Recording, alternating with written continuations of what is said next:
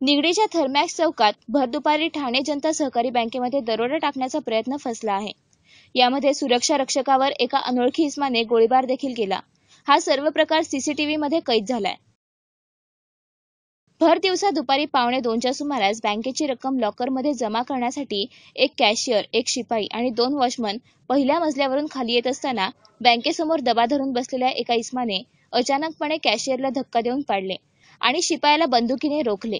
दुसऱ्या बाजूने रॉय यांनी चोरट्याला रोखण्याचा प्रयत्न करत असताना चोराने रॉय या सुरक्षा रक्षकावर गोळी झाडली. रॉय हे जखमी झाले असून त्यांच्यावर खासगी रुग्णालयात उपचार सुरू आहेत. चोरट्याने रक्कम घेऊन पळ काढण्याच्या नादात पैशाची बॅग खाली पाडली. भेदरलेला चोर पैशाची बॅग ठेवून तसाच दुचाकीवर पसार झालाय. हा सर्व प्रकार सीसीटीव्हीमध्ये कैद झालाय. विशेष म्हणजे पोलिसांना काही तासामध्ये चोरट्याला पकडण्यात यश आले आहे. बँकेचे 2 मजले आहेत, एक खालचा आणि एक वरचा.